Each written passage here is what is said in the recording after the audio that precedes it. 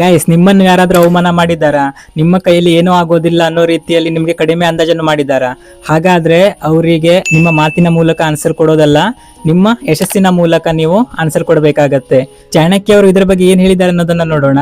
ಅದಕ್ಕಿಂತ ಮುಂಚೆ ವಿಡಿಯೋಗೊಂದು ಲೈಕ್ ಮಾಡಿ, ಮತ್ತೆ ಯಾರು ಹೊಸಬರಾಗಿ ವಿಡಿಯೋ ನೋಡ್ತಾ ಇದ್ದೀರಾ ನಮ್ಮ ಚಾನಲ್ ಸಬ್ಸ್ಕ್ರೈಬ್ ಮಾಡೋದನ್ನ ಮರಿಬೇಡಿ. ಚಾಣಕ್ಯ ಅವರು ಹೇಳ್ತಾರೆ, ನೀವು ಪ್ರತಿಕಾರ ತೆಗೆದುಕೊಳ್ಳುವುದಕ್ಕಿಂತ ನಿಮ್ಮ ಏನು ಬೆಳವಣಿಗೆ ಆಗತ್ತೆ ಅಲ್ಲ, ಸೊ ಅದೇ ಅವರಿಗೆ ದೊಡ್ಡ ಉತ್ತರ ಆಗಿರುತ್ತೆ ಅಂತ ಹೇಳಿ. ಸೊ ನಮ್ಗೆ ಅವಮಾನ ಮಾಡಿದಾಗ ತಕ್ಷಣ ನಮ್ಗೆ ಏನಾಗುತ್ತೆ, ನಾವು ಉತ್ತರ ಕೊಟ್ಟು ಬಿಡ್ಬೇಕು ಅವರಿಗೆ, ನಾವೇನಾದ್ರೂ ಹೇಳ್ಬಿಡ್ಬೇಕು ಅವರಿಗೆ ಅಂತ ಅನ್ಸುತ್ತೆ. ಆದ್ರೆ ಚಾಣಕ್ಯ ಅವರು ಹೇಳ್ತಾರೆ, ಕೋಪದಲ್ಲಿ ತೆಗೆದುಕೊಂಡ ನಿರ್ಧಾರವನ್ನು ನಿಮ್ಮ ಜೀವನವನ್ನು ಹಾಳು ಮಾಡಬಹುದು ಅಂತ ಹೇಳಿ. ಸೊ ಹಾಗಾಗಿ ಗೈಸ್, ನಿಮ್ಮ ಸಮಯವನ್ನು ಜಗಳಕ್ಕೆ ಅಲ್ಲ, ನಿಮ್ಮ ಗುರಿಯ ಕಡೆಗೆ ಮುಂದೆ ತಗೊಂಡೋಗ್ಲಿಕ್ಕೆ ನೀವು ಕಾನ್ಸಂಟ್ರೇಟ್ ಮಾಡಬೇಕಾಗುತ್ತೆ. ಹಾಗಾಗಿ ಗೈಸ್, ಪ್ರತಿದಿನ ಸ್ವಲ್ಪ ಕಲಿಯಿರಿ, ನಿಮ್ಮ ಸ್ಕಿಲ್ಸ್ ಏನಿದೆ ಅದನ್ನ ನೀವು ಹೆಚ್ಚಿಸ್ಕೊಳ್ಳಿ, ಮತ್ತೆ ನಿಮ್ಮ ಜೀವನ ಏನಿದೆ ಅದನ್ನ ಉತ್ತಮವಾಗಿ ಇಟ್ಟುಕೊಳ್ಳಿ.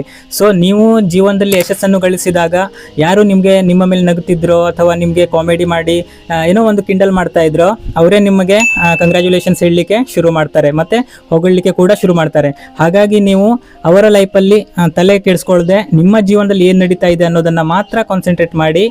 ಮತ್ತೆ ಇದಕ್ಕೆ ತಕ್ಕ ಉತ್ತರ ಕೊಡ್ಲಿಕ್ಕೆ ನಿಮ್ಮ ಮಾತುಗಳಲ್ಲ, ನಿಮ್ಮ ಯಶಸ್ಸಿಂದ ಮಾತ್ರ ಸಾಧ್ಯ ಆಗತ್ತೆ ಗೈಸ್. ನೆನಪಿರ್ಲಿ ಗೈಸ್, ಜನರು ನಿಮ್ಮ ಮಾತುಗಳನ್ನು ಅಷ್ಟು ನೆನಪಿಟ್ಕೊಳ್ಳೋದಿಲ್ಲ, ಆದ್ರೆ ನಿಮ್ಮ ಫಲಿತಾಂಶ ಏನಿದೆ ಅದು ಖಂಡಿತ ಮರೆಯೋದಿಲ್ಲ ಗೈಸ್. ಆದ್ದರಿಂದ ಗೈಸ್, ನಿಮ್ಗೆ ಅವಮಾನ ಮಾಡಿದವರ ಮೇಲೆ ಅಥವಾ ನಿಮ್ಮನ್ನು ಟೀಕಿಸಿದವರ ಮೇಲೆ ಸಮಯವನ್ನು ವ್ಯರ್ಥ ಮಾಡದೆ ನಿಮ್ಮ ಕೆಲಸ ಏನಿದೆ ಅದರ ಮೇಲೆ ಗಮನ ಕೊಡಿ. ನೀವು ಒಂದಿನ ಸಕ್ಸಸ್ ಆದ್ಮೇಲೆ ಎಲ್ಲವೂ ಕೂಡ ತನ್ನಿಂತಾನೆ ಸರಿ ಆಗ್ತಾ ಹೋಗುತ್ತೆ. ನಿಮ್ಮ ಕನಸುಗಳ ಮೇಲೆ ಕೆಲಸ ಮಾಡಿ, ಯಾಕಂತ ಹೇಳಿದ್ರೆ ನಿಮ್ಮ ಯಶಸ್ಸು ಏನಿದೆ ಇದು 1000 ಮಾತುಗಳಿಗಿಂತ ಜೋರಾಗಿ ಮಾತಾಡುತ್ತೆ. ಸೊ ಗೈಸ್, ಈ ವಿಡಿಯೋ ನಿಮಗೆ ಯೂಸ್ಫುಲ್ ಅನ್ಸಿದ್ರೆ ವಿಡಿಯೋಗೊಂದು ಲೈಕ್ ಮಾಡಿ, ನಮ್ಮ ಚಾನಲ್ ಸಬ್ಸ್ಕ್ರೈಬ್ ಮಾಡೋದನ್ನ ಮರಿಬೇಡಿ. Love you guys.